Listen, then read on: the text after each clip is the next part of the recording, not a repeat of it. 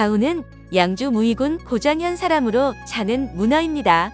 삼국지 위서에서는 순우, 순유, 가우를 같은 권에 모았으며 조조군 최고의 3대 책사 중 한 명이라는 것을 알 수 있습니다.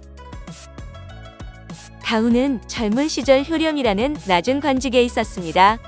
병에 걸려 고향으로 돌아가다가 저족 반란군에게 붙잡혀 위기에 처했습니다. 가우는 저족들에게 두려움의 대상이었던 단병이라는 인물의 외손자라고 속이며 위험에서 벗어났습니다. 동탁이 장안에서 권력을 잡았을 때 가우는 동탁의 사위이자 부하인 우보에 참모했습니다. 동탁이 여포에게 죽으면서 이각, 곽사는 도망치려고 했지만 가우의 설득으로 장안을 장악하여 다시 정권을 잡습니다. 이 일 때문에 훗날 삼국지의 주석을 단 배송지에게 비판을 받기도 했지만 가우는 관리 선발의 임무를 맡아 정치 체제 개선에 힘썼다고 합니다. 이각과 곽사가 서로 싸울 때 이를 중재하다가 위험에 처한 가우는 도망쳐서 같은 고현 출신인 단회에게 몸을 의지하다가 장수의 책사로 들어가게 됩니다. 장수에게 조조가 쳐들어왔을 때 거짓으로 항복하여 조조군을 방심하게 만들고 연회에서 공격하는 가우의 책략으로 전위, 조왕, 조한미는 목숨을 잃고 조조의 목숨을 위협하기도 했습니다. 조조가 두 번째로 침공해왔을 때 조조군은 위격 전살지계를 사용했고 이를 간파한 가우는 허유 엄살지계로 조조군을 격파했습니다.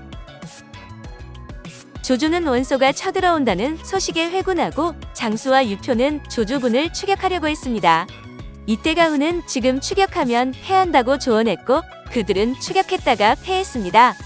장수와 유표가 돌아와 한탄하자 가우는 다시 한번 추격하면 이길 것이라고 조언했습니다. 유표는 남고 장수가 추격했고 전투에서 이겼습니다. 위격 전살지계는 한쪽에 병력을 집중하는 척하다가 다른 쪽에 방비가 약해지면 그곳을 공격하는 전략입니다. 성동격서와 비슷한 전략입니다. 허유 엄살지계는 적의 작전을 간파하여 한쪽에 일부러 약한 모습을 보여주고 적이 그곳을 공격했을 때 병력을 집중시켜 섬멸하는 전략입니다. 조조와 원소의 싸움이 시작되기 전에 장수에게 양쪽의 사신이 와서 도움을 청했습니다. 가우는 원소는 형제 원술조차 신뢰하지 않고 세력도 강력해서 자신들을 경시할 것이라고 했고 조조는 헌재를 옹립하고 있어 명분이 있고 열세의 상황에 있기 때문에 자신들을 중용할 것이라고 조언했습니다. 당시 사정으로 보면 장수의 기수는 조조에게 너무 큰 도움이 됐습니다. 가우는 자신의 몸값을 올리는 기회를 포착하는데 천재적인 자질이 있었습니다. 가우가 조조 쪽의 귀순을 설득한 이유는 궁극적으로는 이때가 조조에게 운명적인 순간이었음을 파악하였기 때문입니다. 조조가 가장 어려울 때 귀순함으로써 장수와 가우는 실리를 챙길 수 있었습니다. 장수는 조조에게 투항했고 조조는 원한을 잇기로 했습니다.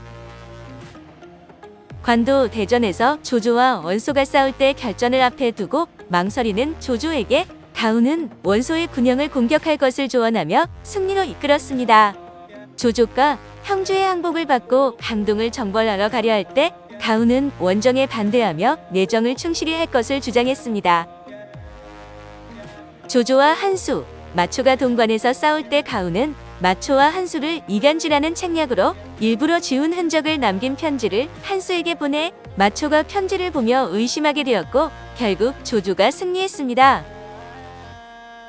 조조가 후계자 문제로 조비와 조식 사이에서 고민할 때 조비는 가우에게 의견을 물었습니다. 가우는 조비에게 누구를 대하든 겸허하게 행동하고 태자로서 성실히 임하라고 조언했습니다. 가우는 사실 조비 편에 붙었습니다.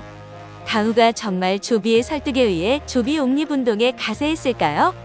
절대 아닙니다.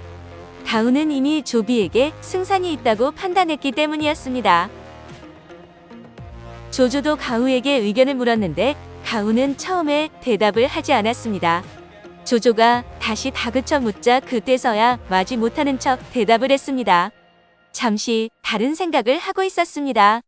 조조가 무슨 생각을 하고 있었는지 묻자 원소와 유표의 후사 문제를 생각하고 있었습니다. 라고 대답했습니다. 원소와 유표 모두 맏아들을 푸사로 세우지 않았다가 자식들 간의 싸움으로 패망한 것을 일깨워주면서 은근히 조비를 추천하다는 암시를 준 대답입니다. 참으로 절묘한 대답이었습니다.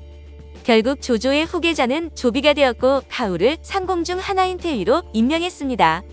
가후는 은퇴하고 조용히 살다가 223년 세상을 떠났습니다. 가후의 자식은 가모, 가방이 있었고 손자는 가모가 있었습니다. 가후는 삼국지연의와 정사에서 모두 뛰어난 통찰력을 가지고 있었고 책략이 매우 특출났다고 평가하고 있습니다. 처세술도 훌륭해 원한이 있었던 조조 밑에 들어가 그 시대에 매우 장수한 것으로 평가되는 정욱과 비슷하게 오래 살았습니다. 가후의 자손들도 역시 별다른 문제 없이 잘 살아갔습니다.